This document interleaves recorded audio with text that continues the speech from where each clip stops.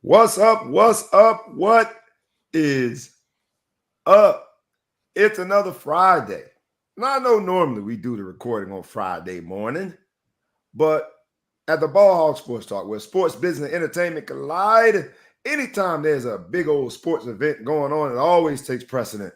And this week, I got to be in Orlando, Florida at the AAU Basketball Nationals. That's right. The AAU Basketball Nationals in Orlando, Florida. I was there and I witnessed, as one AAU official said, the greatest AAU basketball game maybe ever played. Stay tuned because you got to hear about it. Today's episode of the Ball Hog Sports Talk is entitled Earned, Not Given. Man, that's a mouthful. In this old microwave society, we be giving y'all everything, but not today. It's going to be earned, not given. We're going to talk about a few things, sports, business, entertainment related. It's the Ball Hog Sports Talk. If you have never been here, make sure that you fasten your seatbelt and get ready for the ride, the experience that is the Ball Hog Sports Talk. We'll be right back with you in a second, but you know how we do it when we start. Let's go.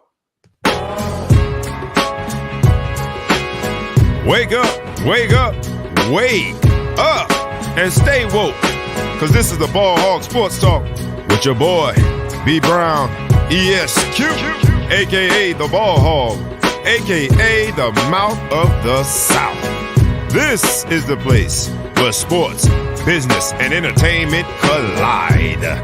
And we're going to give it to you rough, rugged, and raw, so come get you a spoonful, like some grits with butter and salt.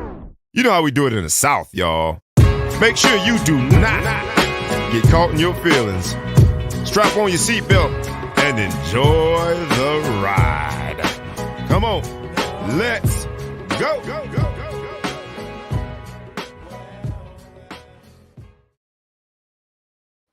You know what it is? You know what it is? It's the Ball Hog Sports Talk in the building. Another Friday, another opportunity to be rough, rugged, and raw. Sports, business, entertainment, they collide, and they collide right here. Today's episode is Earned, Not Given is the title of this episode.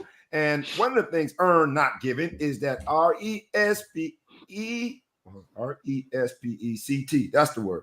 That's, you gotta just use the melody. Helps you out to spell it. Just use the melody. It's my voice. CT. What it means to it's the copyright. We can't use the actual song, so we sing it for you. We're gonna bring it to you live today. We're gonna talk about some things. Respect is at the core of most sports business entertainment. Respect is absolutely at the core of what you think of that is earned, not given.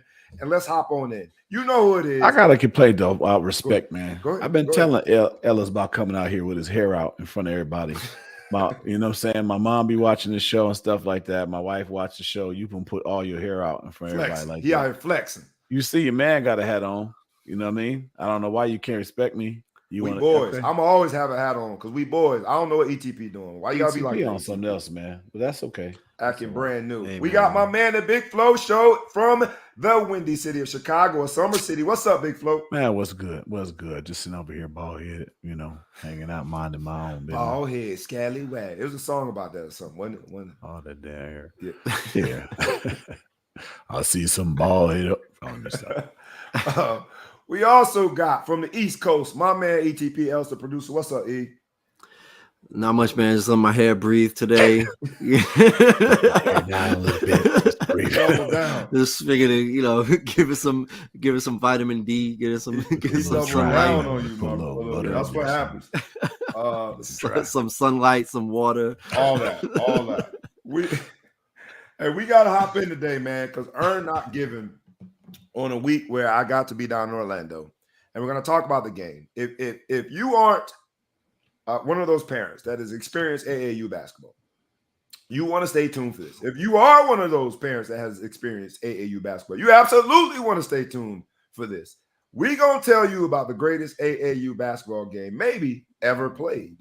And there was a lot of moments, maybe. Earned, not given. There's a lot of moments in there. But we can't start there. We got to start with, you know how it is. I'm going to pass both of you guys the ball. You know what it is. It's the Ball Hog Sports Talk. We all are a ball hog in our own way. So the ball is in your court. Since you were in a different time zone, we're going to start with you, the Big Flo Show. What you got for us, my brother? Man, there was a big big news and big noise on Twitter. You know, Twitter was upset. Middle age or what do you call it? Baby boomer Twitter was really mad about the Presidential Medal of Freedom given out to Megan Rapona. What is it? Rapano. She all of those. Huh? How you say it again? Correct. Correct. And Simone Biles, I can say that because she's Haitian, so I know I got her down. But Megan a lot not of people Haitian? You upset telling me about Megan them Raponi getting not Haitian? Huh? Rapino. How you say her last name? Say her name, ETP. You don't only want to. It's because you got all the. No, I'm enjoying this. Poconos. She's from the Poconos. Rapunzel. Anyway, Megan, I'm sorry to disrespect your name, man. I really appreciate that. Westbrook. Megan Westbrook. Rapona Brick. Anyway, Megan, can I call you Megan? So Megan, her and Simone got the medal. And I think, part of it is I think most people get mad and they don't think about it, right? So it's the Medal of Freedom, but it's given to citizens. So I think it's one of those things that sounds like it's supposed to go to somebody who also should be having a Purple Heart in their thing or something like that, but really it's not. There's a Medal of Honor that's given out to military people, but people are upset. It seems like a political statement. Donald Trump gave one to Tiger Woods. A lot of people were upset, for him taking that. We all know when Coach Holtz got one from Donald Trump, no one would go with him, to take the event. So it seems like this is the controversial award. But a lot of people are upset because she took a knee for the flag, and they're doing that. And then some people were saying, we're giving medals to people who choke now. So it's been a tough crowd. I read a lot of the comments. That was a Simone Biles did. We're giving them to people who choke now, not the medals that she got, but the greatest ever. Twisties. She got the twisties. She's the greatest gymnast ever. But they're looking at her as the twisty lady. So she got the Medal of Freedom because of her mental healthness, awareness, and being brave for that, I suppose. But it's an interesting award. People get it. It's super arbitrary, super political statement driven. Absolutely. Personally, I don't care too much. I just here for the comments. What would you say? Earn not given when it comes to that Medal of Freedom. And you look at all the political people that have gotten it. The athletes that get it normally have to be seasoned, right? Bill Russell got it at the ripe old age of 80-something, right? So it's also sort of a sign of the change of times, because while in our day, at the risk of sounding old like we do every single week, in our day, you had to be seasoned, you had to wait your turn or to get that type of recognition. Even in the entertainment space, I see that they gave Puffy a Lifetime Achievement Award. And I think Puffy has done a lot, but it used to be you weren't still right. It used to be you weren't still trying to date 23-year-olds when you got a doggone Lifetime Achievement Award. You were sitting down in the rocket chair with your feet up, listening to your old classics, and your catalog was paying you residual, but you weren't still out there. Puffy still got, he's still on the road. Same thing true with this Medal of Freedom. And you think of these two current and very young active athletes getting a medal like that was at one point reserved in the athletic world, when sports stars were reserved for people that have lived. Babe Ruth just got one from Trump, for instance. Been dead for a minute. Is this much to do about nothing? Old people like us, we upset that we didn't have those same perks that they have at a young age? Or are we doing a disservice to these young athletes and taking away some of their motivation for like a Lifetime Achievement Award or a Medal of Freedom Award because we give it to them so early? And then a lot of these same athletes go do silly things. We're like, man, how could you do that? Because they're young. What say you before we move on? Because I think in general now, things are just moving. They're shifting down. They say 40 is the new 30, or 50 is the new 40. I think people look at the age. People didn't make their millions in their money until they were older. Head coaches in football didn't get really head gigs till they were older. Nowadays, it's younger people are coming up and they're achieving, and we can be mad about it all we want and say they don't deserve it, but no one who matters cares. Like they got those awards. Young people are getting jobs, and we can complain all we want, or we can figure out that that's just the way that the world is going. Right. And in our grandparents' day, they looked at the way our days were, and they couldn't believe how the world is changing, and the world is going to continue to change. So, now high school athletes are making $1 million contracts, unheard of when we were talking about it. But you know Unheard what? of. Who cares how you feel? It's going to happen anyway. So embrace it. I think the award really doesn't mean much. I don't really care about it. I clap. But if you look at the list of recipients, while it doesn't necessarily, it doesn't mean much from a tangible right now moment. When you're talking about legacy and history, it's pretty impressive the list of people that they're on that recipient list with. So, but interesting stuff, man. ETP, earned, not given. Do you think that these young ladies, and I put young in all caps, that these young athletes, was that earned or given when it comes to that award? Do you think they earned it? Well, so the hard part about this is there's not really a very strict or specific criteria for who should get this medal, right? So that just opens it up to all conversation. But if you want to sit here and say, like, what did Babe Ruth do? Yeah, he got it posthumously many years after his life, but Simone Biles on the biggest stage in the world from a sports perspective, greatest gymnast that's ever walked the earth, one of the greatest athletes that's ever walked the earth. Megan Rapinoe basically put the U.S. women's national team on the map to another degree. And both of them have been really vocal about things that have been beyond, the sport that they participate in. Fair. So from that perspective, like, it's an ambiguous award, right? Like it's a marketing vehicle for the president anyway. So you can say, I'm going to give it to Tiger Woods, I'm going to give it to Bill Russell, I'm going to give it to Babe Ruth, I'm going to give it to Simone Biles. Like, it's pretty arbitrary. So for people getting upset, it's like our debate or our argument about who is a superstar in the NBA. There's no specific criteria, so who's getting mad about whose personal opinion is that one player should deserve more recognition? Both of them have been at the top of their field, and they've also given of themselves in ways. I mean, Simone Biles spoke out against some very severe sexual harassment, and so she's a survivor of absolutely all of the ills that came with U.S. gymnastics. When she spoke up, she gave others the confidence to come out and speak. So I would agree with you there. I was already, and that's just one, right? You're right. Yep. And then on the flip side, Megan Rapinoe, obviously LGBTQ rights, but also about pay equity, which there's a lot of different opinions about it. But my whole thing is, and this is maybe you call me too much of a fan. If they got it, LeBron should get 2. That's it. That's all I have to say about it. I'm glad you gave me permission to call you a fan. Because don't be doing that. That's how man. much better you are than everybody else. I mean, look, LeBron should have 2. If we're setting the marks this way, I would think LeBron should get 2. Just my personal observation, not my opinion. I'm my observation. I'll give it to you, and I'm going with it was probably given, not earned. But at the same time, I agree. There's a lot of people, whether living or no longer living, deceased, that would be, that received the award. They were also given it. It's an award that is given. It ain't earned. So we'll go with that. And Twitter, get over it. Passing the ball to you now. Ball in your court, ETP. You know how it is. We are all the ball hogs. So while hogging the ball, what is the topic of the week, sports, business, entertainment, that you want to bring to the show?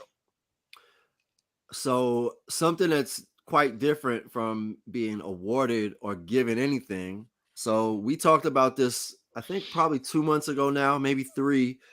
The volleyball coach of Grambling State women's team, Chelsea Lucas, she actually, when she came in, she tried to clean house. She tried to eliminate and terminate all active players off the volleyball team that she was now newly appointed as the head coach, and canceling scholarships. And there was a lot of controversy around that.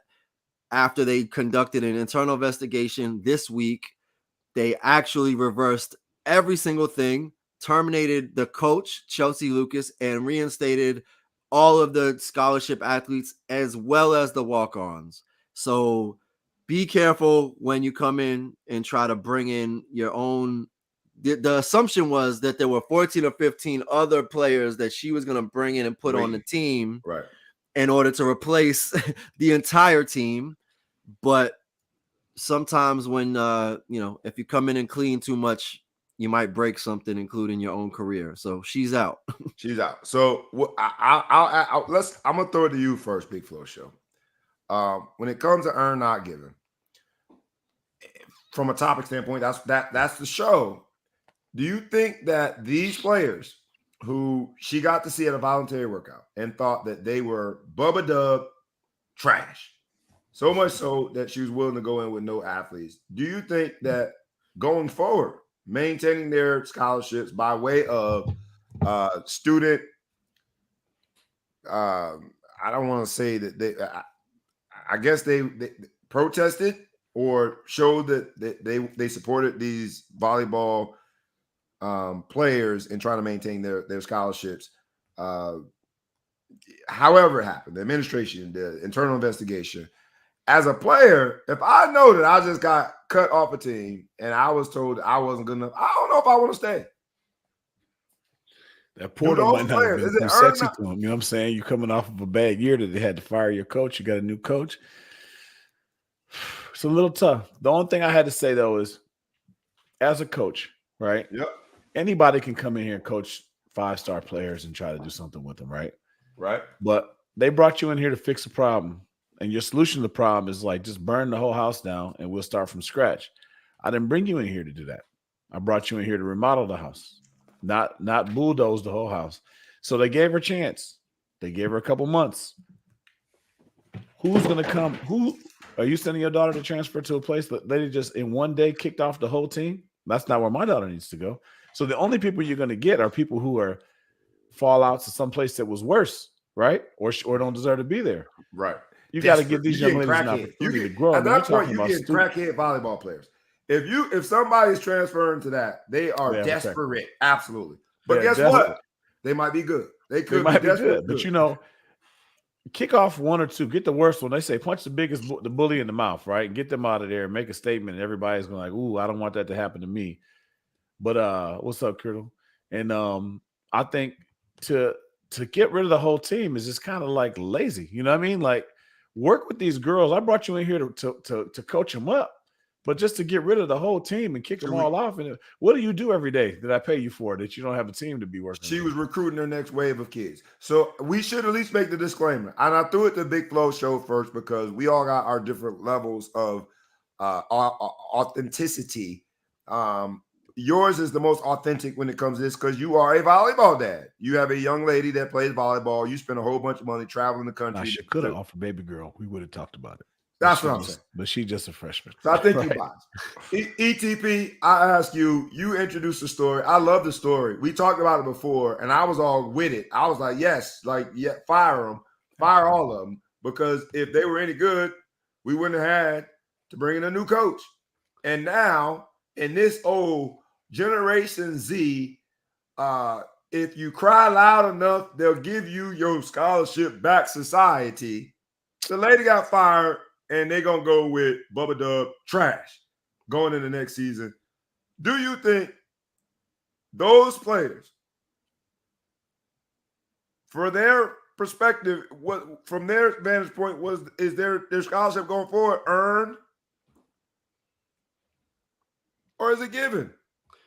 So to give 2 points. One is, who gives a shit? It's a free education. I thought you were about to say it's volleyball. I'm glad you didn't say. No, man. I can't let my daughter do something like that. No, man. Listen. When this all happened, I was like, I don't care about any of this, especially women's volleyball. Like, there's not a major pipeline of professional, financial, lucrative opportunities. Yeah, look how to big play football. Let's get into it. Okay, so the scholarship is important, right? Like, the free education is important. So I don't care about any of that. But you're pulling the rug out on these girls to not be able to capitalize on something that they earned to get there, right? They were given through their hard work a full scholarship to play a college sport. Now, that's one issue.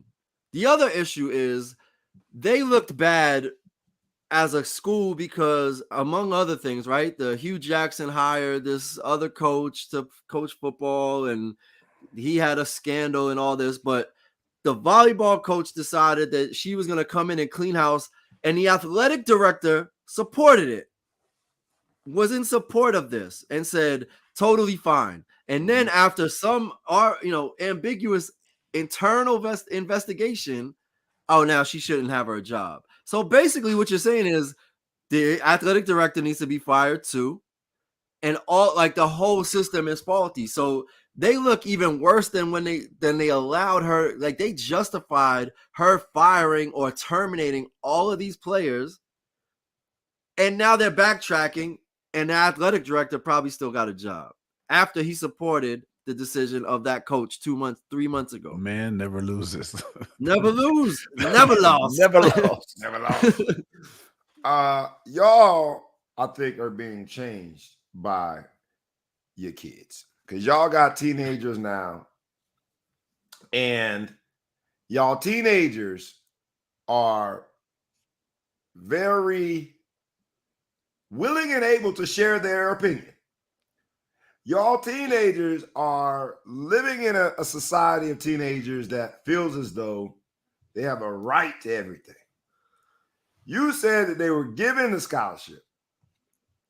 No, they earned the scholarship with, in my humble opinion, some conditions that they would show they deserve to be on the team.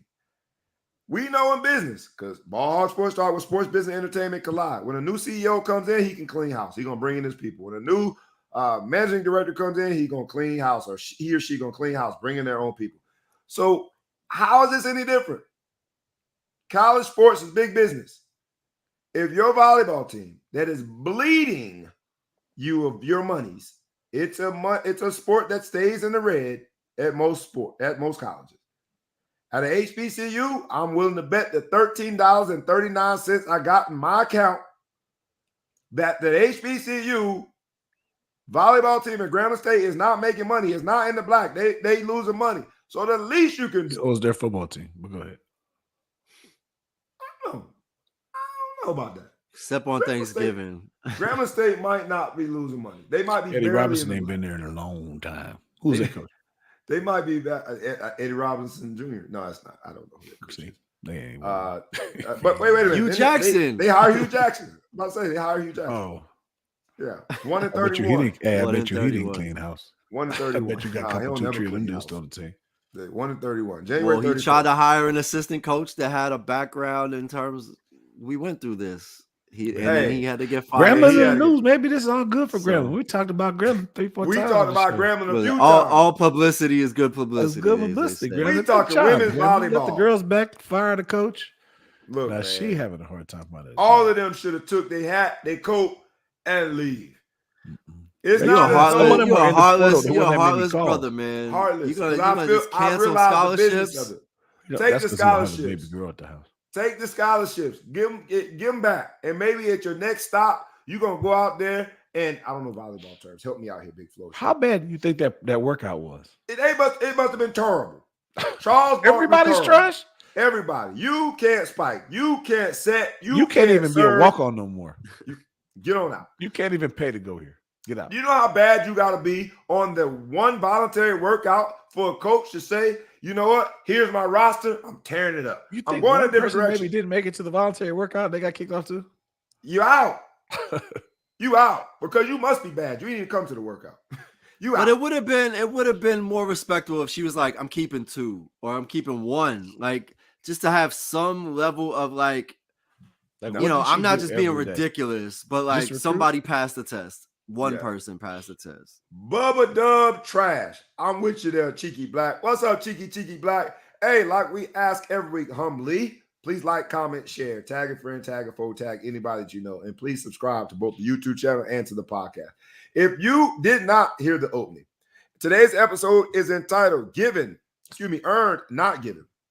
Earned, Not Given. I'm going to describe to you, coming up in moments, we have a very, very, very, very, very, very, very special guest. I'm going to give you detailed analysis of what has been described as maybe the best AAU basketball game ever played. Stay tuned. Before I do, I'm going to put the ball in my own court. I'm going to pass it to myself. You know I'm a ball hog. B. Brown, ESQ, a.k.a. the ball hog, a.k.a. the Mouth of the South, a.k.a. Mr. Excessive Celebration, a.k.a. Barizi. My ball in the court story, as I take the ball hog role, is I had planned to do Baker Mayfield. I did. I wanted to do Baker Mayfield and talk about how Baker Mayfield got traded to Carolina and what that means for Deshaun Watson but I've decided in this summer to release myself of the angst, of the trauma that is Baker Mayfield. I was the one who entitled him Baker, touchdown maker. I was the one who supported my quarterback. Now I'm the one who has decided to get off the train. Baker, don't let the door hit you where the good Lord split you. Good luck getting a flight out of Cleveland. And may Carolina figure out how to deal with all your interceptions. He gone. Him gone. But I do think that means Deshaun Watson is going to play at some point this year. That's what I think. Because if not, Cleveland keeps Baker and says, get mad all you want but play. But we shall see.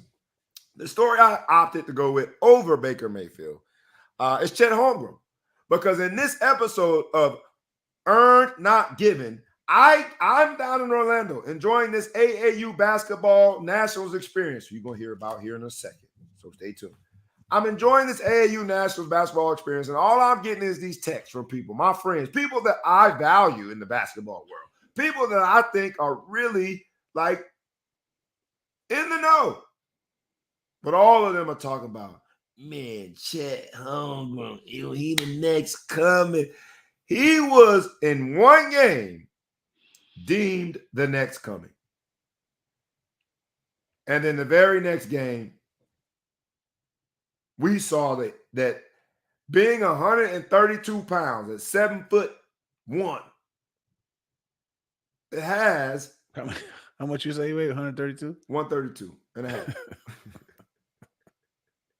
He wear 27 slims. The boy wear 27 slims. With what grown man you know wear 27 with slims? With suspenders. Some suspenders. With the suspenders.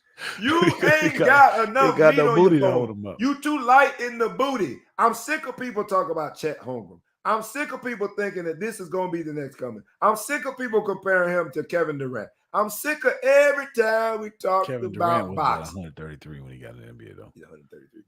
Yeah, 130. Hey, Chet Holmgren, to me, is the new version of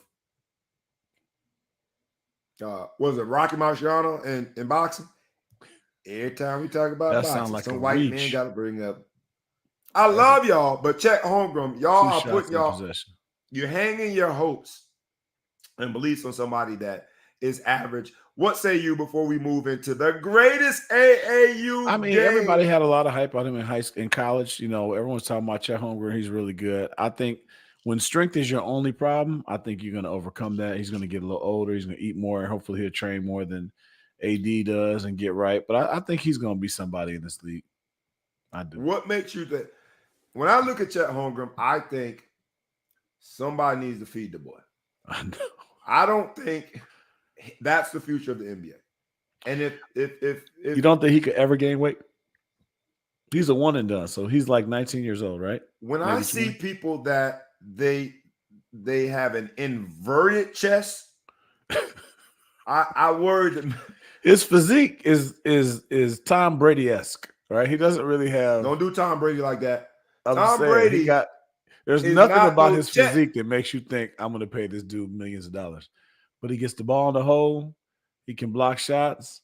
They're getting bullied right now, but he'll get all right. Be honest. Be honest. All right. Be honest with me.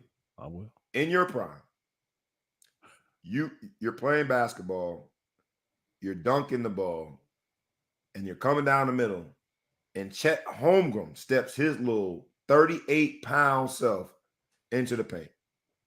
Are you changing your shot? Or are you trying to dunk? I'm trying to dunk. He can't do it. Everybody's thinking that. Of other people who had the same mistake that are better basketball players than me.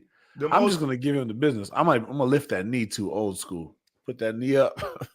The most physically Ungifted. imposing people are going to dunk on him, bro. That's what's going to happen.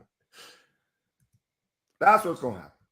KD. I would have loved seeing some Chet Holmgren in the middle lane when I had that 42, 43. But you know what? You would have left that game disappointed. You think he would have blocked my shot? I do. I would have dunked on his grill. And while he was on the ground, because when you put somebody that tall on the ground, like it takes up a lot of space. Mm-hmm. I would have crip walk from his toes to his head. I would have crip walk from his toes to his head because I would absolutely not let no doggone 30. If you weigh 130 something pounds at 7'1", you're not an imposing figure. ETP. He might be 140. You don't think you won't give him 140? I'll give him 139. Okay. 139. Chet, next time I see you, I need you to be 150. 150. I just don't see it, man. I don't think he got enough junk in his trunk. He too light in the booty. And if you lighten the booty in a league where these dudes not only are jumping out the gym, but they become more and more physically imposing. Weights are being introduced even earlier to most basketball players that we would consider to be elite players. And we're going to talk about that. At the AAU level, they got kids now doing some form of weights. So all I say is they got them big dudes like that in college, and he could play. How do we know? He played 1 year, Gonzaga, and he had moments, but he wasn't as I look. We'll ETP, see. What you say? Earn not given. Is Chet Holmgren? Did he deserve? The beauty of it all is we gonna see. We gonna see. But you see, in the course of 2 nights, one night he fills the stat sheet, and everyone says he's the next coming. The very next night, what's old boy? He gets tired. He needed more. He was tired. Yeah, That's what happens when you're 132 pounds. You get tired. You better get you some black eyed peas, some chitlins, bro. So I generally have not been a believer because like he's like 87 pounds soaking wet with Timberlands on, like he's tiny, right? But the way the aggression that he plays with, like Kevin Durant, I mean, was built the same way. He basically is built the same way right now after being in the league for 15 years. My point is, when Kevin Durant came in the league, he was basically skin and bones, but he was long as anything. But he wasn't protecting the rim. He wasn't being as aggressive on the defensive side of the ball the way this kid is. Like, this kid has heart that he may put on some weight, but he has the mentality, and I don't know what he's going to do. Coming into this, I said from day one, I'm like, Banchero, he's going to be the rookie of the year. He's going to be the best pro out of everybody. But just the eye of the tiger that this kid has is surprising to me. It's surprising given like they interviewed him and he said, you broke the record. You broke the record for blocks. And he's like, it was only 6. All right, I'll be back tomorrow to break it again. Like that, like he's got that killer instinct that I'm surprised about. But when tomorrow came, a man by the name of Kenny Lofton Jr. did what everybody within the Southern Hemisphere who've ever been to a barbecue, who's ever tasted one of them nice, crispy pieces of fried chicken, and had one of them homemade biscuits. People with a little something to them. Every person with something to them. Like, I wish that little dude would. Yeah, I mean that's the thing. Like he clearly has shown that he has vulnerability because it's summer league. I like the way that you describe it. None of those kids in there are His game has deficiencies. Like he can't guard Giannis. Like it's never gonna happen. That would not look good. No. But on the offensive side, I mean, look, KD will get back down, but he doesn't play that position, right? So it's a task that his coaching staff has to take on. What is Chet? Chet they're playing him at 4 or 5. Playing the 4 or the 5, but like that's what I'm saying. He's under the basket. That's what I'm saying. I said the same thing about my man Zion, who, while he's looking better now, I said that Zion's best chance to really thrive and be that dude in the NBA is to slim down and become LeBron. Right. Because the physical changes you need to make to survive on that level are just, it's clear. And for me, Chet Holmgren, bro, you just he's gotta be a guard. He's gotta get quicker and be a guard if he's gonna stay 132 pounds. Because and I appreciate it, my man. Criddle, what's up, man? Criddle said I shouldn't weigh more than him at 5'4". I don't want to laugh at the 5'4", so I hope you're not really. If he is, Criddle's really 5'4". He giving himself something. He might be 5'3". Okay, Criddle, you know what? They say good things come in small packages. We appreciate you coming and being a live audience member. So I'm not going to clown you. Crit. But you do way more than Chet Holmgren. It doesn't mathematically equate to a superstar. So I'm going to say it's given, not earned. This whole Chet Holmgren mania that seems to be coming out of nowhere. It don't make sense to me. But look, I digress. In this episode of Earned Not Given, the episode is really about what one AAU official called the greatest AAU basketball game they've ever seen. And I'm going to give you a quick summation of it before we bring in a very special guest. And I want you guys to keep on chiming in. You know how we do it. We love the live audience. So please give us some comments, give us some feedback. Let us know what you want to discuss.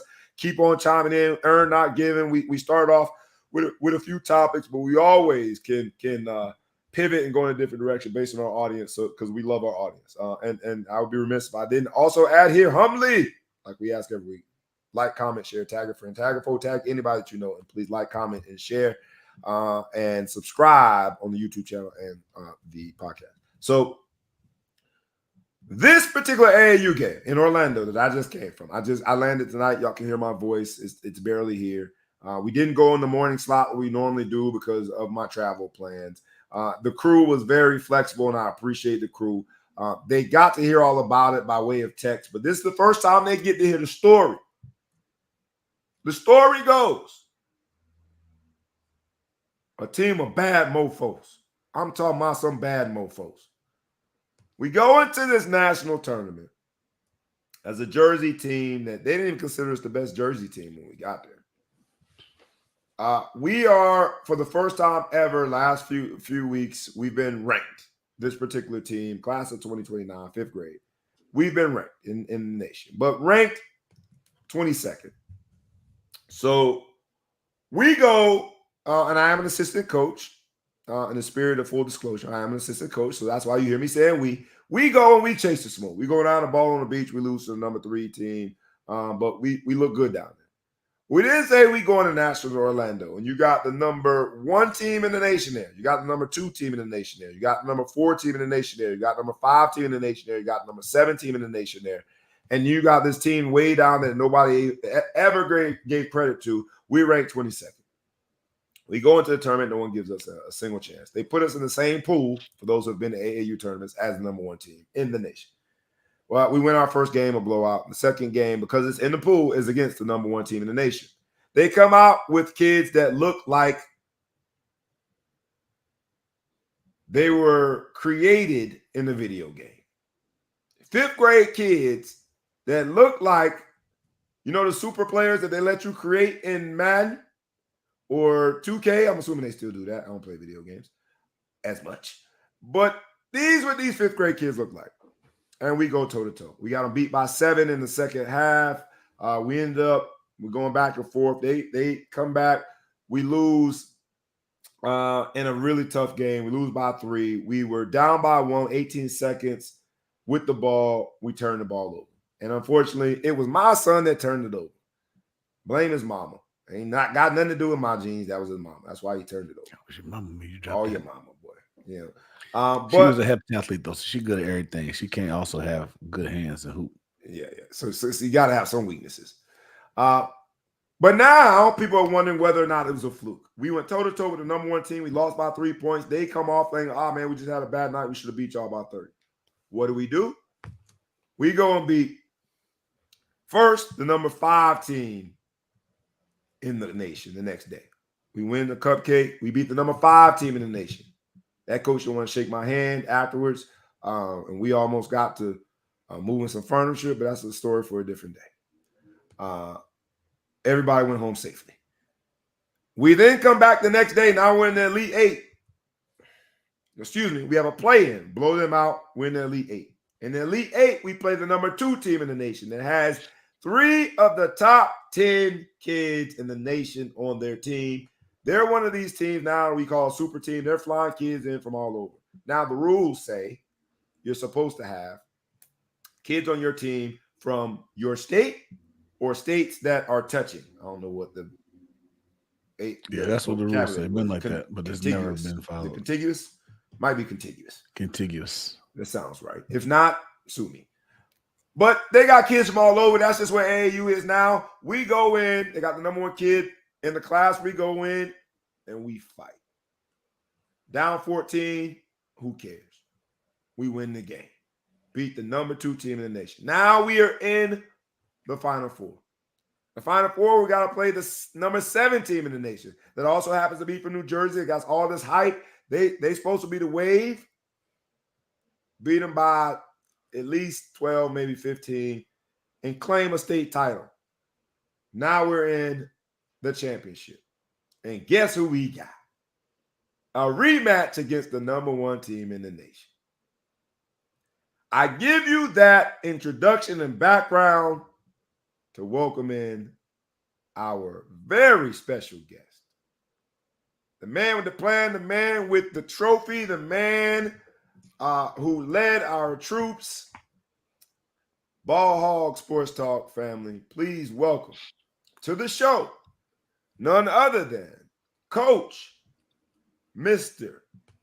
James Bowden, who is the director and head coach of Train to Go.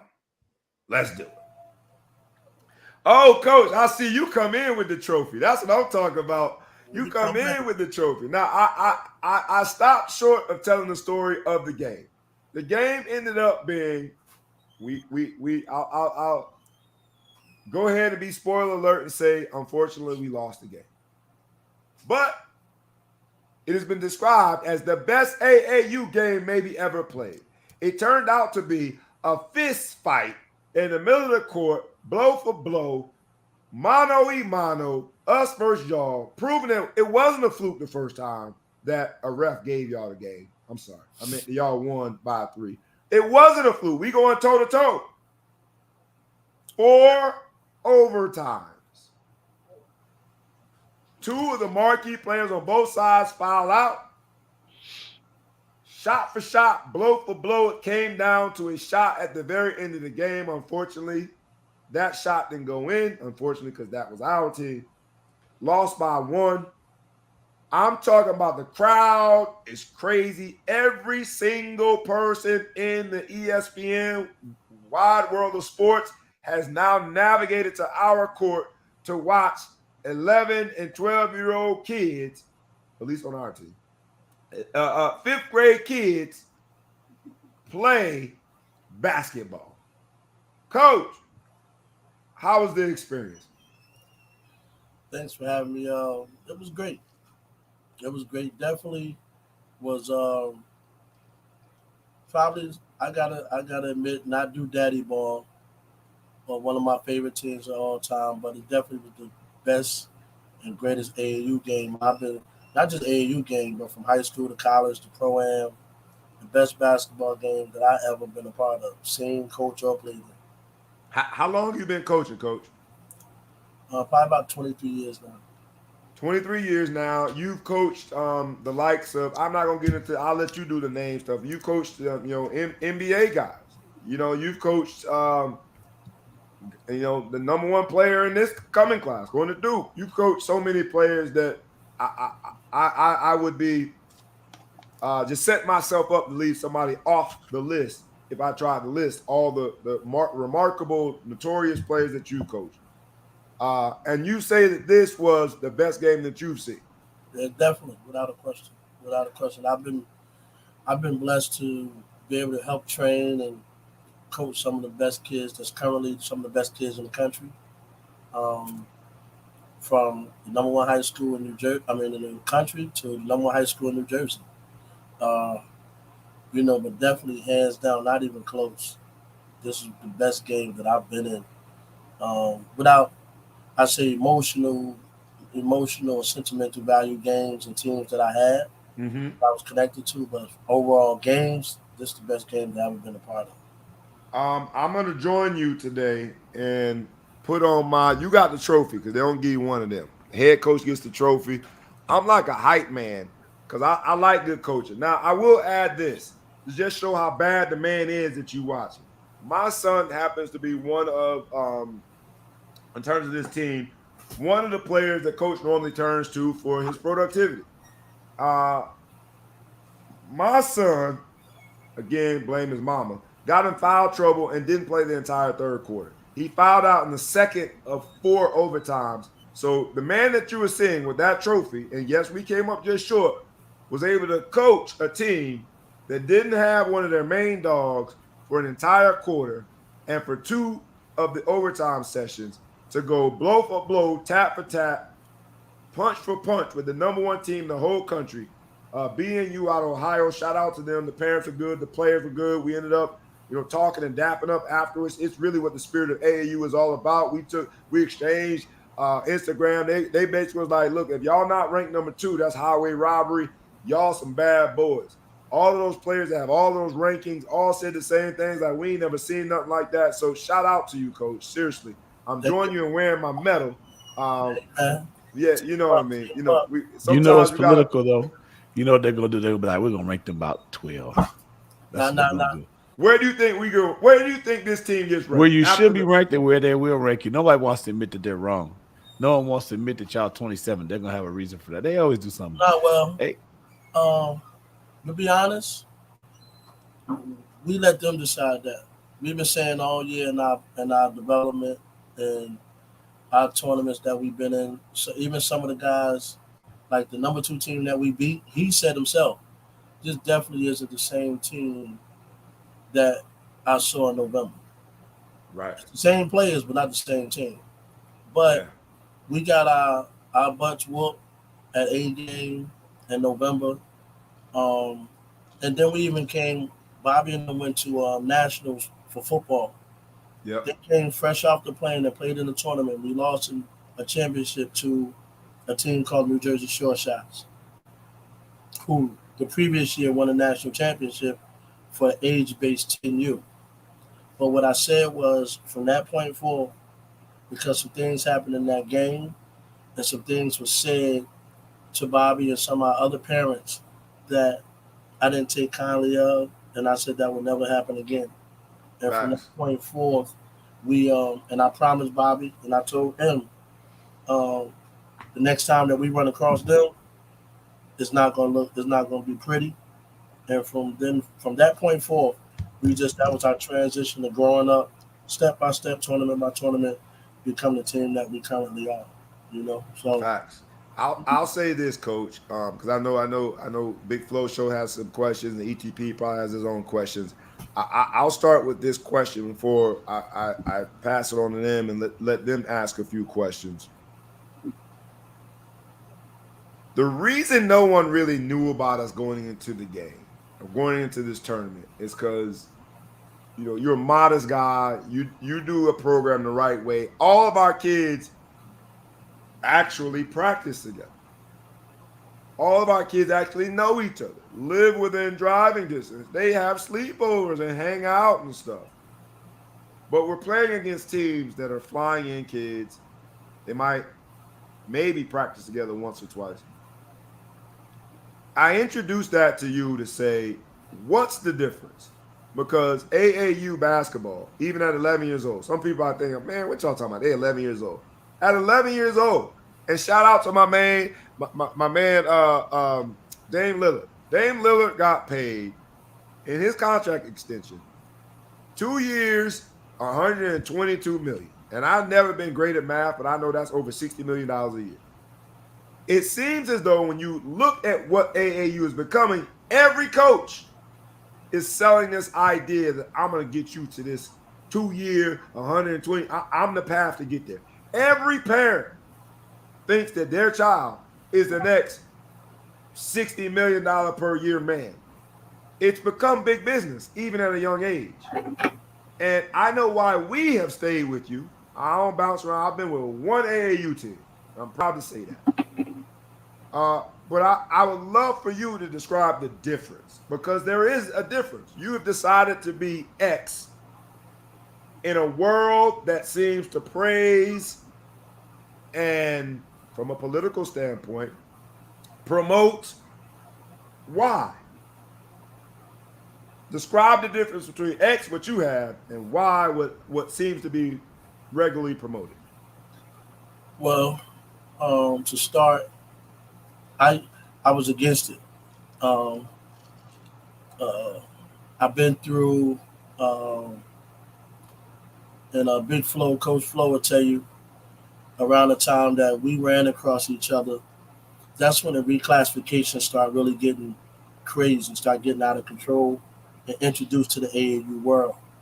Let me stop you there, coach, and just tell everybody reclassification, for those of you who don't know, means that a kid is going to redo the year. They're going to reclassify. If they were scheduled to graduate in 2030, based on what year they are, they'll reclassify, and now they'll graduate in the next year.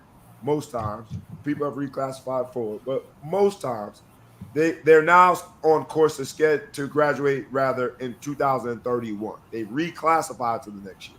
I interrupt. Sorry, but go ahead, coach. That's all right. So, but in the midst of that reclassification being introduced to the AAU game, on a more broader spectrum, and everybody starting to become knowing about it. At the same time, the basketball game was being transferred to more of a European style of basketball now.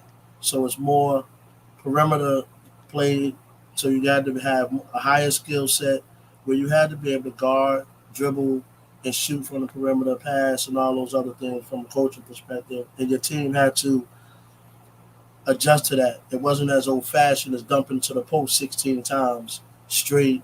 So, along with that, with the introduction of reclassification, the European style of basketball, as well as the quote unquote the social media aspect of it. So now the Facebooks, the Instagrams, and all that stuff. Now these guys is chasing wins instead of developing. Right.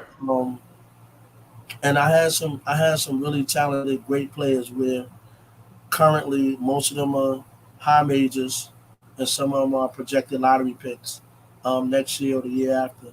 So with that being said, we was coming back from the Bigfoot tournament in Vegas.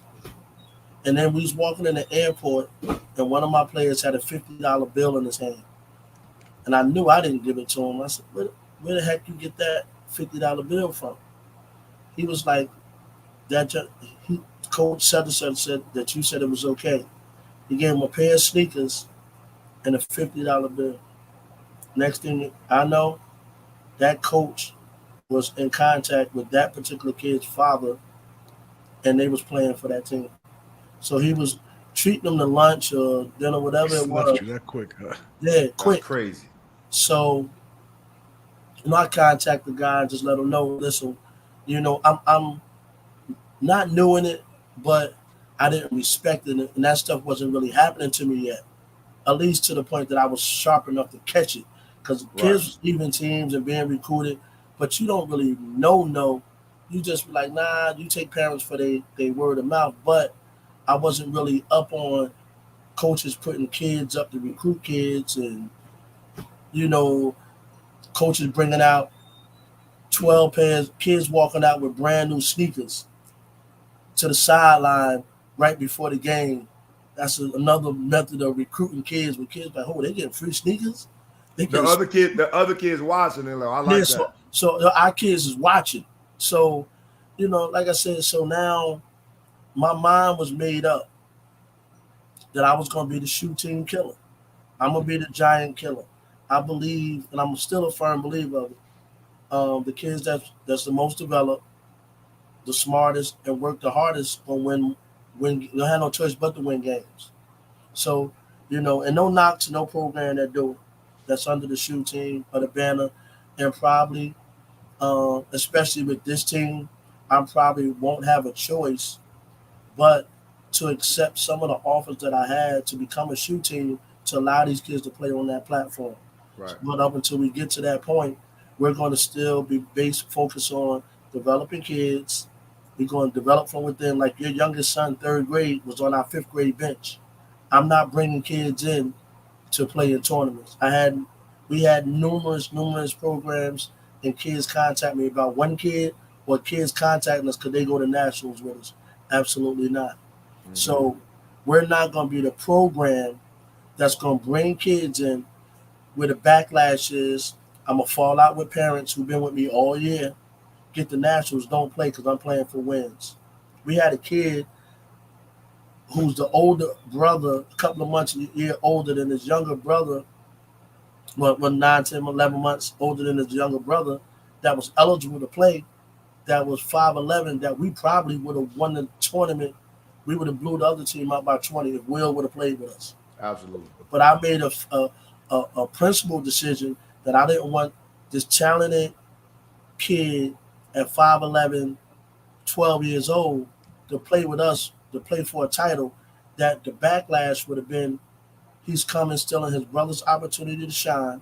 The same kid that missed 2 buzzer beaters in this moment, which we lost the game, but 3 months ago that kid would have never took that shot. Never took that shot. Take that shot. Absolutely. If I bring his brother in, it's a good chance his brother take that shot. Yeah. At 5'11", gets that, yeah. You know what I'm saying? And we playing for the win. But the backlash would have been them arguing at home and parents dealing with envy and jealousy and dysfunction within the home of the two that on the same team. Oh, you know that they would have them a nice little argument about it. Because I've been through it with mine. So especially the older brother living in the younger brother's shadow. Yeah. So with that being the case, I just said I'm gonna go away from the shoe team model. We're gonna develop, and I'm never challenging. Like that's a big thing going on with if you don't mind, describe to, and I'll give them a quick breakdown because I want you to keep on. Challenging is because there's so much reclass going on that we're kind of in a state of influx or a state of confusion where you don't know if you're playing a kid that was reclassed 2 times or once or 3 or. They just decide they want to win a tournament, so they bring a kid 14 years old to play against some 11-year-olds. And in this episode of Earn Not Given, you didn't earn a championship if you brought a 14-year-old to play with some 11-year-olds. And while that sounds, I hope, to anyone with a common sense approach to life, while that sounds far-fetched, that has become the norm. And so a coach gets an opportunity to challenge. You got to put up a certain amount of money. You can challenge the credentials. They'll go look at the birth certificate and the documentation. And if you win the challenge, no worries. They get disqualified. Kid can't play. You get your money back. But it says something about sort of how you're cut. You know the old saying in the hood is snitches get stitches. That's a form of snitching. And while they might win the tournament, people that decide not to challenge, Coach Battles and others, have figured out that I'm going to get better if you're going to put this 14-year-old out there. In a lot of cases in our team, and I'll humble brag, we beat him anyway. We beat him anyway because we're doing it the right way. ETP or Big Flow Show, I don't want to take over all the questions. Did you guys have a question for the coach of the team that nobody knew about? The darling Cinderella story that went to nationals and showed everybody what it means to do it the right way. A whole bunch of kids that know each other, that play together. This is how we gonna do it. We gonna fight. Y'all have any questions for that, gentlemen? But I know Big Flo is gonna have a long conversation, so I just have one question that I'm interested in at the age that you're coaching, Coach. Like, how do you manage, especially now that there's a lot of guardrails taken off in terms of money that can be taken or, what have you, in order to, like, there's not as much jeopardy about kids taking money before they go to college, right? Because NIL and all this. So like, how do you manage these young kids, super impressionable, still have a lot of development? Like, what's your philosophy around maintaining that humility so that they do develop, that they do focus on playing as a team, managing egos? Like, you're doing something that's really critical, right? Like you're working with young, impressionable minds, but there's all these outside factors. So my only question is just how you manage all of that, the parents, everything, and keep the kids focused so that they stay on track to actually continue to develop, don't get caught in the pitfalls, and actually continue to develop and like progress as adults or towards adulthood, but also in their game. Before I answer that, I want to make it clear. Coach Bobby, nor myself, for whoever may be listening and watching, we're not insinuating that BNU had any older or illegal players Not at all. or any other program. Yep. No. We just, our motto was we really don't care who we match up line up against, because we've been saying all year we felt that we were one of the better teams in the country, A, and B, our kids believe that they could win. So, but to answer your question, we're at a point now, and it's in our bylaws. If you do anything that's that contradicts the brand or our culture, it's automatic dismissal off the team. There's no ifs, ands, buts about it. There's no refund. With sponsors, I'm not using sponsors, resources that donate to the nonprofit aspect of the program for kids or families that I feel is detrimental to us. Now, we've turned away talented kids or big kids because I instill and I talk to Bobby and say, listen, that kid is not worth it. He's not worth our culture or what we represent. Under no circumstances am I willing to compromise that. So parents, what we're doing at Train to Go, from the second and third graders we got playing, all the way up to my high school kids and the families. This is what the bylaws are. This is what you signed off on. This is what you agreed to. If there won't be nobody playing on multiple D1 type AAU programs and play for Train to Go at the same time, because that opens up that sense of entitlement of stuff being given to them and not earned. With our culture, if you look at all our teams, our parents are committed to the process, and they understand that when those shoe teams come talking to you, if you give me, I don't have no problem with you leaving. The only thing I asked was, the common courtesy and the same respect that I give you and your family. So, when it gets to that point of high school level, it's going to go on. You got horses, you got kids that can go. Some of these programs is giving out 5,000, 3,000. Only time some families see that with some of those kids that good is tax season. Right. You know what I'm saying? Maybe. You know what I'm saying? I'm saying yes. Some of them. Yeah. Like maybe it's even that much, right? That's tax season. When you say 5,000, a kid getting 5,000 or family getting 5,000, 3,000, that means, and we're just saying hypothetical. We ain't blaming nobody we ain't calling no names on this show. Yeah. But you in it, so that means a program calls a family or calls a kid and says, if you'll come play in this tournament, we're gonna give you $5,000. No. Well, the way most programs are doing it now is, listen, spring season coming up, that's the most important part of the season. A mother or a father never been to a practice, never been to a game, they get their contact information and say, no, here go 3,000 for the spring. Mm-hmm. Give them a BS conversation or a piece of paperwork. Most of them don't know what they're reading anyway. Put your signature on this. If you play for another program or you leave, I get to sue you for my money. Knowing that piece of paper is just like the paper you use when you go into the bathroom. Don't mean the hell of beans, because not really legally binding. Right. You know what I'm saying, to the fullest extent. But parents, most of these parents is willing to compromise and sell their kid for $2,000-$3,000. Ain't that smart anyway? You know what I'm saying? So they're not gonna go to your kid. You can say that. They're not going they're not really going to know what's going on with them anyway. So I know for a fact, the next couple months going into next year, they're going to be contacting Bobby.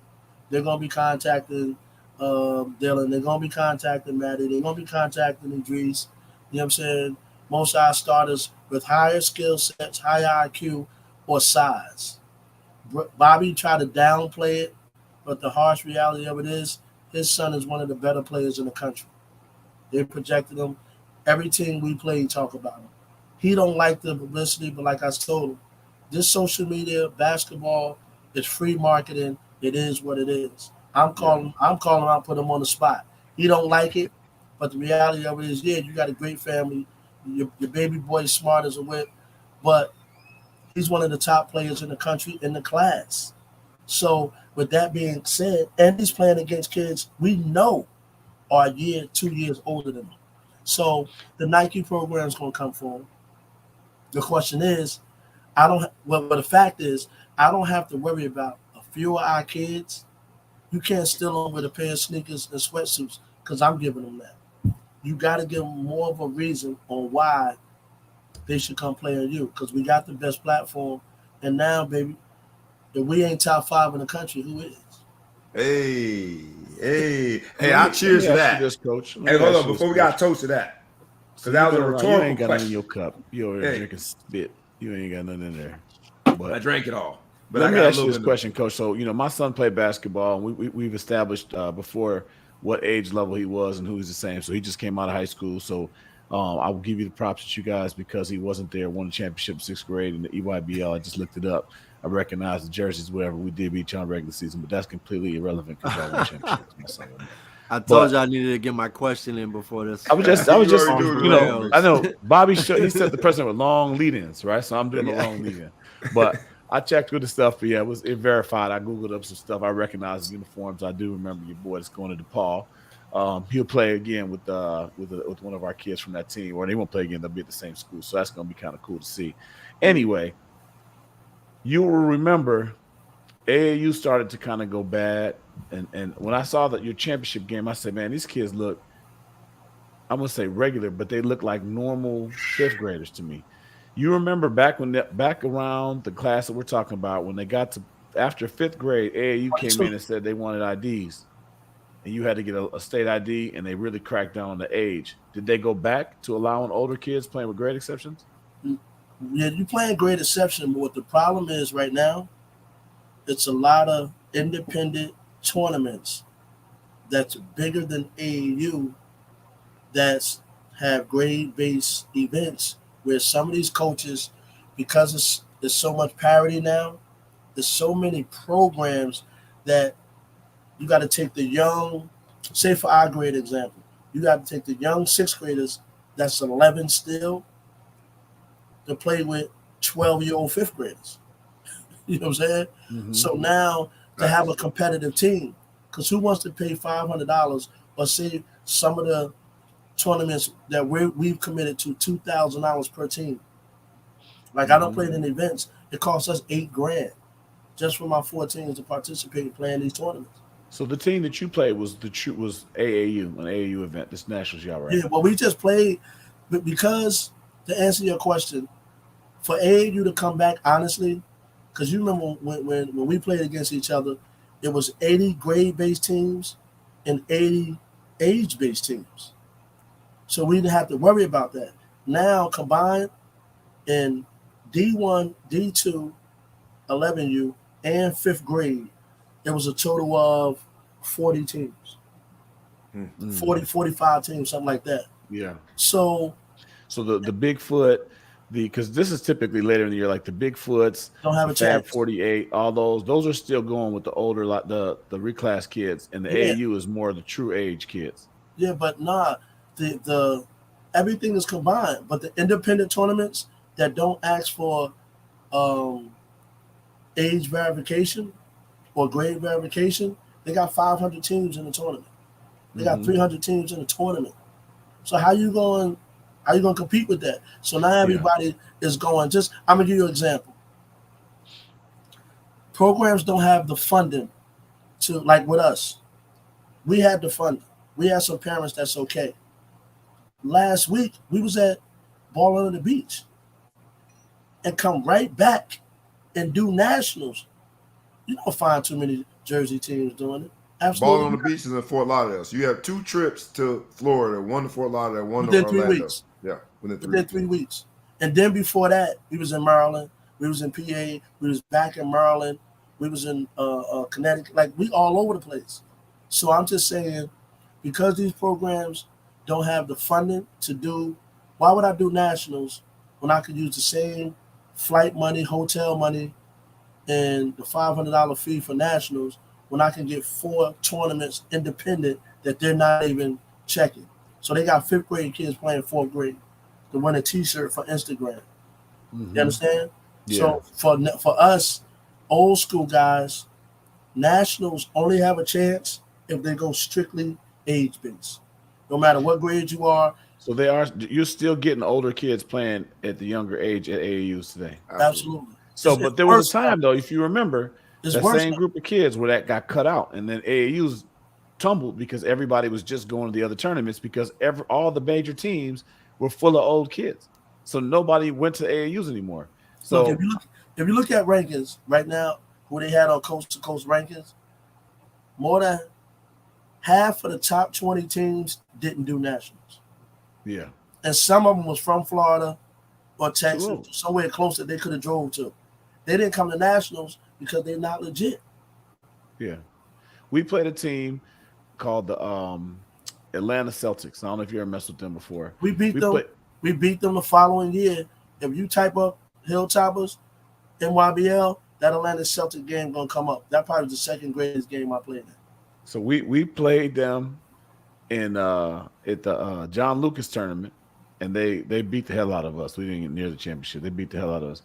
And when they won the championship, somebody gave them a shout out on Twitter for winning the championship. And then somebody posted a picture of the point guard. This is 7th grade basketball. They pointed a picture of the point guard.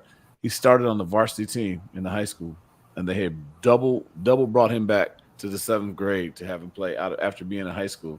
They put him back to 7th grade and did whatever. So it got crazy. So when I saw your team with AU, they didn't look as crazy as what I expected. You know, we've all seen the 6th grade, the NYBL where we saw you, that kid from Florida. It was in 6th grade dunking the ball. He was only 5'6". Yeah, it was crazy. You know the dude got to be about 20 years old. You 5'6", and you dunking the ball in the warm-ups. The coaches had to tell him to chill.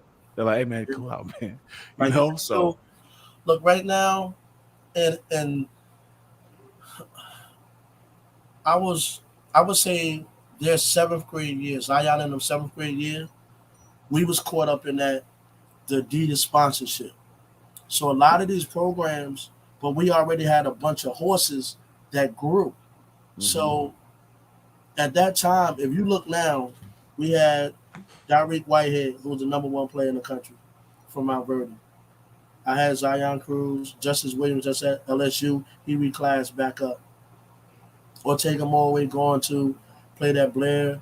Now he's going to Oklahoma. Chance Westby, one of the top players in the country right now at ESPN, just about to commit. So we're just committed. So my thing is, I'm saying that to say, these guys now not reclassing kids, but playing for sponsorships. When the reality of it is, they're only allowed to give out a certain amount of sponsorships in certain areas. So they can't have 2 sponsorships fighting for the same kids in the same state right next to each other. You understand what I'm saying? So with that being the case, because of so much parity, they're not giving those sponsorships out, but these guys are still cheating and had these old ass kids playing down for no reason, because they're not going to get a sponsorship anyway. On the heels of that, I want to ask you this, Coach, and we're going to let you get out of here, man. Enjoy that nice trophy and all the luxuries that come with going in there and being the underdog, punching people in their mouth. I'll ask you this. Is the concept of sponsorship for the team, with the way you just described it, is it in jeopardy or at risk of being replaced with going directly to the athlete? Because name, image, and likeness is something that we talk about at the college level, but, you know, we saw some of these players that, you know, 10, 11 years old selling merchandise at tournaments. Who was buying it, though? Yeah. The kids. These kids are – these the 11 or 12-year-old kid that is ranked number one, whether you want to accept it or not, because we got better things to do than to follow around and be a disciple to 11, 12-year-old kids. But that kid being ranked number one makes them a celebrity at these tournaments. I'm gonna give you two examples, and you'll say, "Oh, you're right." The first example, if Lights and Images would have came out when my son came out, as soon as I say his name, he'd have been a millionaire right now. The boy Javon Quinterly, Jelly fan. Jelly, yeah. He would have been a millionaire by now. Jelly fam is they New York kids, New York area kids that made But it's just a finger roll, but they call it a jelly. They call it Jelly. But his name blew off the chart with Jelly. Right. But he was an older kid playing down.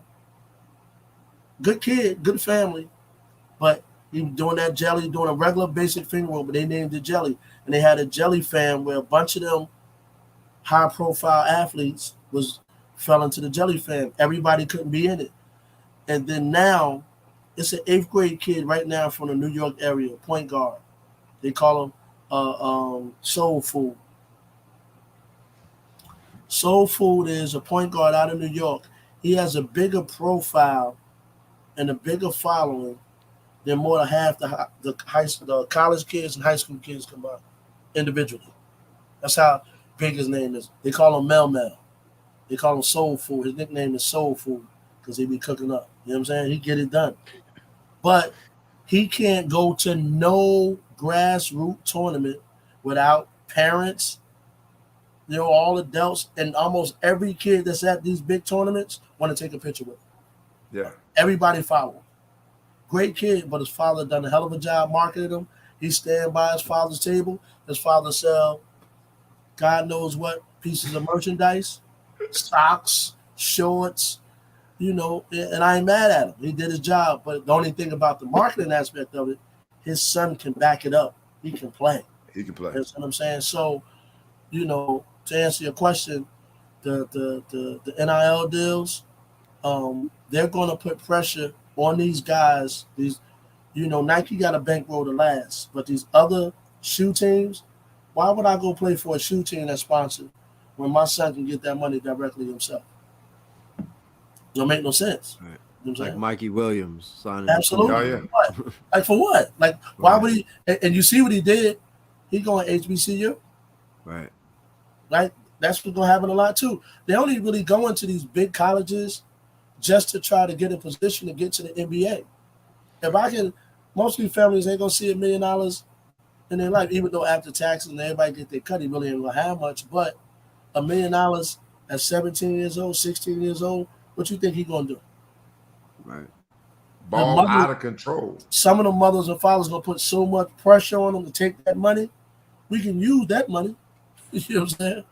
That's a lot of oodles and noodles, T-shirts, and Jordans. It goes back to how you started saying when you noticed the dynamic of AAU is changing. When teams were coming and trying to grandstand and make it known, we giving you new shoes, new uniforms, we doing it on the sideline so everybody sees it. It goes back to that, and then I then think of how that has grown into the situation where I question, do you think, because we do certain things as adults and then we scratch our head and act like we're confused that the kids are jerks. My fear is that we're creating this whole generation of jerks, because I go to these tournaments and between every parent just certain that their kid is the next Damon Lillard, making $60 million a year. Everyone's certain. But then I hear some of the profanity and the disrespect. We saw some of this week. Now, you and I have a very direct way of checking it. But a lot of these parents, the officials, the coaches, are dealing with jerks. And I feel as though we're creating the jerks because we've taken the focus off of basketball and put it on, whether it be Instagram, whether it be how many followers you have, whether it be you get flown out to this tournament. We put it on the things that have no substance. And and I know we don't do it in our program, and you're very, very, very particular about making sure we have good kids and good families. But taking a step back and seeing where the AAU game is and how these kids are turning into, I'll be frank and say jerks. And this is what you do. How does that make you feel? And maybe I'm going too far. Maybe I'm just too old school. But it seems as though we're creating a whole generation of jerks because we ain't making them be valued and principled. We just want them to take their little 20-cent check up front and all the little things that come with it. But some of it's not enough culture. Like just talking to Big Flo, I already know he held his kids and his team and his parents accountable. It come to a point that we have to hold them accountable at all costs. I'm just not willing to compromise it, and there's not enough coaches who's taking that position to hold kids accountable. Like one of the things that baffled me to the fullest, a guy made a statement on Instagram on Big Hole page and said, "Yo, coach, man, y'all did a beautiful job. It's one of the best teams. Great coaching. Da da da da da da. Your parents. Da da da da da." But his son didn't even get off the bench. And he's one of the best players in the country. His older brother in the draft just got drafted. Or older family man, whoever he is, I think it's his brother, just was drafted. So at that time, if that was me and you, I'm hopping over the banister. Right. We got to have a conversation. Meaning the kid didn't get off the bench to shake our hands at the end of the game. Yeah. I'm hopping off the banister. My last name is on you. You're not going to put that on display. You're going to get up, shake hands, and you know what I'm saying, you're going to take this L, you know, with grace. You know what I'm saying? So to answer your question, it's becoming this and clout. It's about money and clout over principle. So, you know, and they wonder why a lot of our athletes are dead broke, getting high, you know, because they don't have no structure, the same structure we putting in place right now. One of the things that we do is we're going to hold everybody accountable. Parents going to go. They like what Coach Battle say until the reality is with their child. So I tell them quick, your faith and belief in your child isn't necessarily my reality. Either you're going to accept it or you ain't. So, and part of that's going to be, I don't care how good your kid is or he become. He's never going to be bigger than our culture. Never. You know what I'm saying? I'll let you guys close out with any last questions before I let Coach get back to enjoying the nice life of shocking the world. Anybody got any last questions before we let him get out of here? I'll just say, Coach, congrats. You know, finishing number 2 in the nation, beating all those teams. In the world. It was a world championship. Number 2 in the world. It was in the world. In the world. It was called national, but they called it. It's a world national. It's a world, baby. World championship. World hey, look. Yeah. I know how hard it is to go to that tournament and get those kids ready. You see that right there? Up for every game. You know, deal with all the stuff that you have to deal with parents. Come over here. See it? And world championship. Out of the world championship. World championship. How many teams did you have? You know what I'm saying? But it was similar. Luka was not in that tournament. I wish he was. I think that's great. Congratulations for that. I do like to hear your approach about building the team up. You know, it's easy to go out there and just throw some money at kids and go grab the best goons and throw them together and make them try to go win a championship. But to like actually teach kids how to play, you know, shameless plug with our team. You know, everyone could get to practice within 30 minutes, and that's where they were from. They didn't move out here. Our kids sending 10 kids D1. Only 3 of them are in basketball. Other sports are playing D1 sports. And I think that's a testament to our coach at the time, the head coach, because he stressed speed and conditioning. That's what we call ourselves, Illinois Speed. We spent half our practice doing agility drills off the court, and then we played court for the other hour. A lot of people had a problem with that. But what I liked is that we would go and find all these super teams where guys just met that day, and we could compete. Now, we never finished number 2 in the D1 level, but you know, we always sat there and battled and played well. So I like to see other coaches do it because I think the trend is the other way. So thanks for coming on the show. I appreciate what you do. ETP, I'll give you the last question. I'm going to defer to one of the live listeners, James Criddle. Great question. How does Coach Battle control recruiting of his players from high schools and even colleges trying to talk to your players at this age? You can't. How do you manage that? You can't. The only thing you can do is strengthen your relationship and give them the tools to be smart about some of their decision making. Because a lot of times when you get to this high school level, I'll probably get some backlash for saying it, but it's a kid nobody knew, grew immensely. We don't even speak no more now. Start getting college recruits coming at him, other people in his ear. I went from dad to coach to OG, and we don't even speak no more. He playing on the biggest platform right now. Nobody know him before me. Once they start getting into the ear and start feeding that poison, their minds start straying away. You understand what I'm saying? So, I'm always going to do what I can do to strengthen our relationship, where they know when they get to where they're going, that I've done everything I could to hold them down.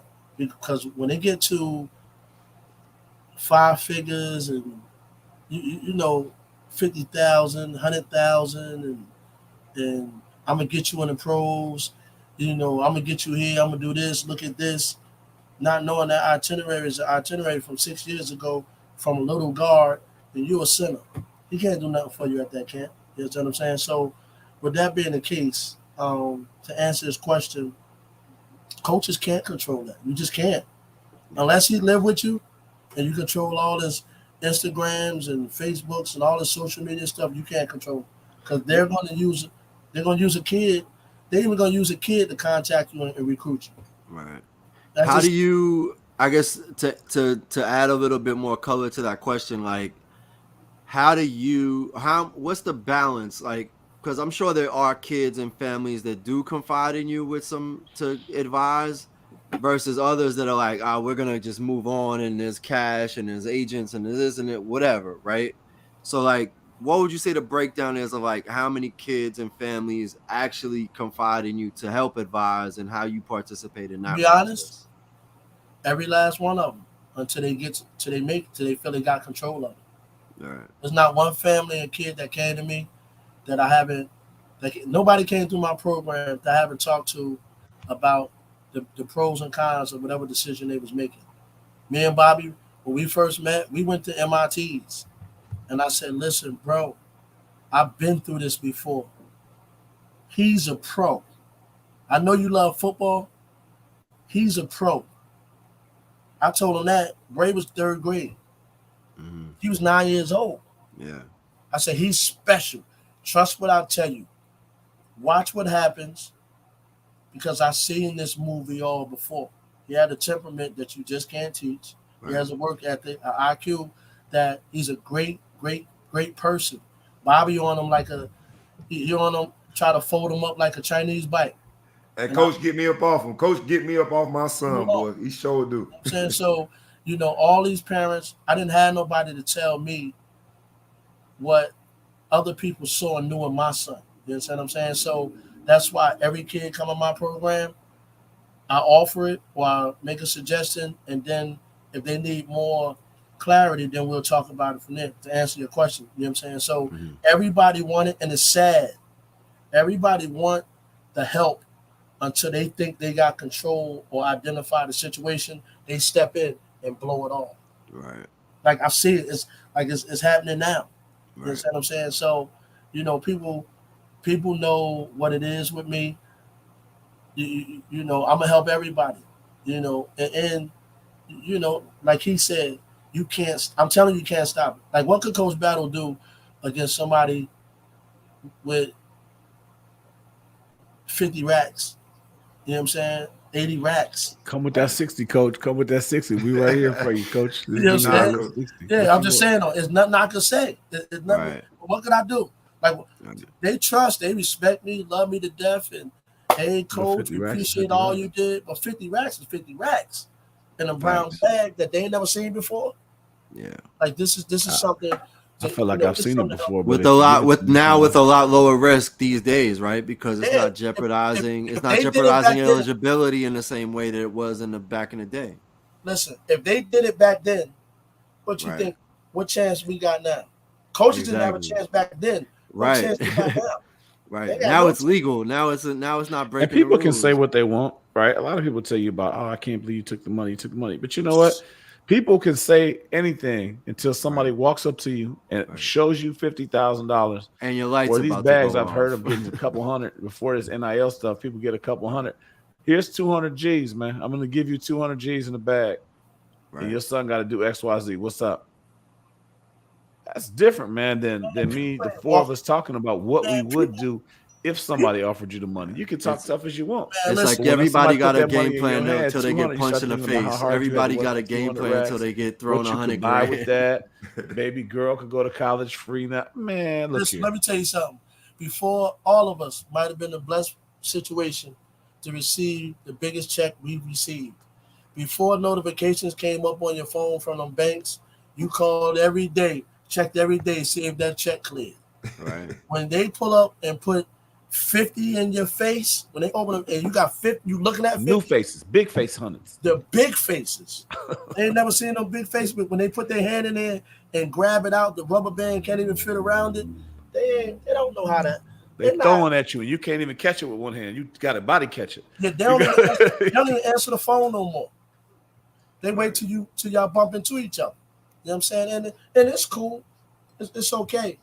But one thing I can gratefully say is the majority of the kids that's at that level, they break their neck. They just stopped interviews on TV, ran off the court and hugged me on the first row, took pictures with my kids. They took it with his son. they took it with his son. Yep. And they were surprised that kid was that kid act like they was them in 5th grade again, 6th grade again, 7th grade. You understand what I'm saying? So the good outweigh the bad, and I wouldn't change it for nothing in the world. You know what I'm saying? I wouldn't change it. With that, Coach. Especially the one we just had. And Bobby, stop saying we shocked the world. 20 and 30 of them teams knew that we was going to go there and make some noise. They did. They did. Anybody that's seen us has respected us. The odd part about this whole AAU thing is, and people call it political. That's the word that they try to use. At the Ball Hog Sports Talk, it's where sports, business, and entertainment collide. I just think it's business.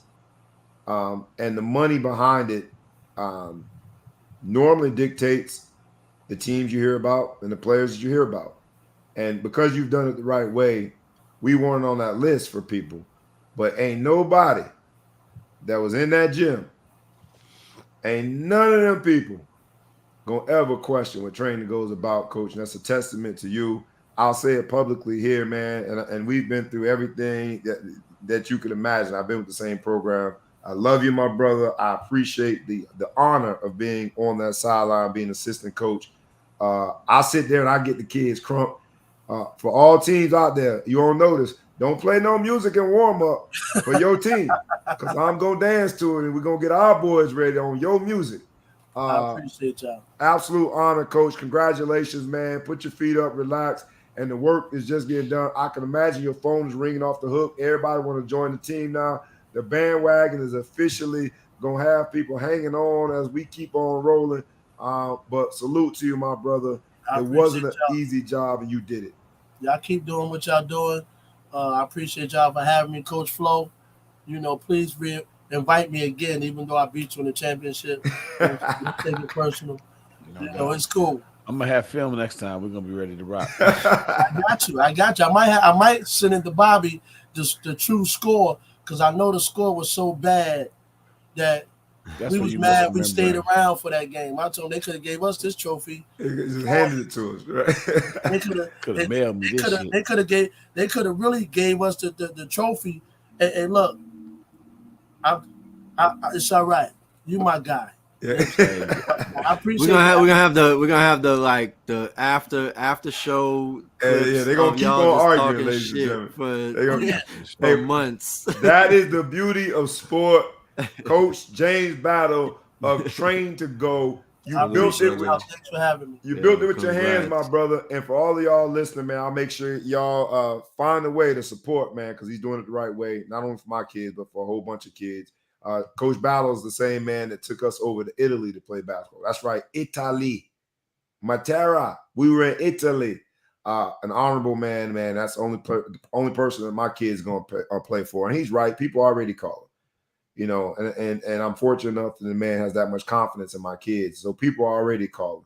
And the difference between me and my family and a lot of other families is I was blessed enough to have an education, blessed enough to have my own income, blessed enough to have my own good sense to know if it's too good to be true, it's probably something wrong with it. But some of these other families that don't have the financial wherewithal, that don't have the education, don't have the experience, parents that are living through their kids, and we look down on it and we frown upon it like, man, they living through their kids. But if life has thrown them a really tough hand and they haven't had a lot of success, and here it is, the whole world not calling on their kids, it's easy to get distracted, man. But it's good to be in the care and in the company and on the squad in the room with somebody like him, man. So that for me, I appreciate Ball Hog Sports Talk family for staying tuned in for that, man. That for me was an honor to have Coach on, especially the day after we got second in the world. One shot. I'm gonna find that film of that shot, man. I'm talking about a half of a centimeter off from winning the world title, but we shall be back. On this episode of Earn Not Given, man, let's go home with these two topics. Let's go home with these two topics because we've established that yesterday's game was the best AAU game ever played. I'll make sure we get you footage. ESPN might be showing the game. They were there doing a documentary on something else, but it was that good. 4 overtimes, phenomenal game. I'll let y'all know if they do.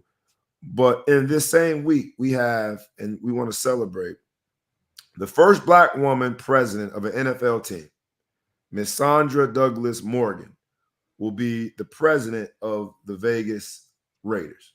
Shout out to Miss Morgan. That's big news. In our communities, sub-communities within the football world, we don't normally see that. So shout out to her, man. Congratulations to her. You talk about earn not given. I am so impressed. You look at her resume, like, yo, why did this take so long to happen? And also the first Black GM of an NHL team in history is Mr. Mike Greer. He will be the GM of the San Jose Sharks. So shout out to them. Earned, not given. The other thing that we have been talking about for a while now is Brittany Griner. She did plead guilty. I don't know if you have the background to, why she pled guilty. I know that the conviction rate is high. She pled guilty in the Russian court. I don't know what this means for her, but we will remain consistent in our conversation and communication related to Brittany Griner. Free Brittany Griner. So we wish her nothing but the best. Parting shots, either one of you, Big Flow Show, and don't make it about when you played Coach Battle back in 19, because I know that's what the whole show I've been trying to find the scores. You've been trying to I've been in here working hard so I could get it before it's over. Because if anybody questions just how competitive we are, that's why we do sports business. I keep looking. I keep He's praying. looking I'm for like, a keep score. him on. Just keep him on for a few more minutes. I'm gonna find the score. It's got to be here somewhere. But anyway, it was a great show today, guys. Look forward to next week. Doing another show. Got some interviews ahead of us. I think that want to line up and get some people in here, man. It's gonna be a good time, man. 3 weeks until my son leaves for football camp. Football season is like 50-some days away. I don't even know what to do with myself. I don't know. Crazy. He's a grown man now, my brother. And your name is going to be called on television sets, and ain't nobody gonna be thinking about you when they say Reggie Foreman. I know. How does that feel? You had to pass the torch. Yeah. Took my name and stuff. Took your name. Googled my name, and not one picture of me is on here. So it's kind of like both of ours. It's kind of like both of ours. I'm just going to use it. It's both of ours, but I'm using it right now. ETP, any parting shots? Earned, not given episode. What do you have for us? Nothing too crazy, but it's happy hour, and today is one of my favorite person on earth's birthday, who's no longer with us, my uncle David Reed, who taught me everything I know about sports. But actually, I learned more than what he taught me. But July 8th, Dave Reed. So salute. I'm drinking the nastiest liquor that I can think of as Jack Daniels because that's what he liked, but it's terrible. So rest in peace. And to anybody else that's got anybody to remember, fuck cancer. Have a good weekend. I say F it twice. Why don't we do this, man? Because we do moment of silence for people that are legendary in the sports world, but we don't know personally. How dare we not take an opportunity for Uncle David Reed? Let's do a moment of silence, man. Remember his life, remember his legacy, remember the impact he had on you, because without him and his connection to you in sports, there is no Ball Hog Sports Talk. So let's take a moment of silence for Uncle David. With that, ladies and gentlemen, the earned, not given episode of the Ball Hog Sports Talk is coming quickly to an end. I will say this, man, on the day after what has been my most memorable sports moment, what literally an AAU official called possibly the greatest AAU basketball game he has ever seen. I've been in wars when it comes to sports since I was 5 years old. I ain't never been in nothing like that. And the whole theme of the entire week was we're going to clench our fists, go back to back, and we just going to fight. We had to go through a juggernaut to get to that championship game. We had the hardest path, and no one expected us. Well, some people did. If you've seen us, you knew how feisty we were. But most on paper would not have given us a chance. And although we came up short, we did this episode, earned, not given, because what was earned and not given this week in Orlando at the AAU Nationals Basketball World Championships was respect. Our kids, and we only went down with 8, one of them being my 3rd grade son, Patrick. Our kids, I'm going to call them by name, Bray, Idris, Maddie, Josh, Chizzy, Jace, and my little man Thatch, they earned respect. But more importantly, they learned a life lesson that if you're only going to give your best and leave it all on the line when you're guaranteed a victory, you ain't got no idea how precious the journey is. They learned about the journey, and they learned something that will last forever. Here at the Ball Hog Sports Talk, we talk about sports, business, entertainment, but the beauty of sports and the lessons that they give us remain for the rest of our lives. And you can use them in business. You can use them for whatever it is. Beyond that, those young men, 11-year-old kids, got to experience it in the brightest stage, ESPN worldwide. I encourage all of y'all, get your kids in sports, man. There's some life lessons in there. And with that, the earned, not given episode is coming to an end. Have a great weekend. Thank you for your support. Like we ask you every week, please like, please comment, please share, please tag a friend, please tag a foe if you have any. Please tag anybody that you know, and please subscribe to both the YouTube channel and to the podcast. We appreciate y'all. That don't cost you nothing but 3 seconds, and you'll be doing us a huge favor. And with that, we is out.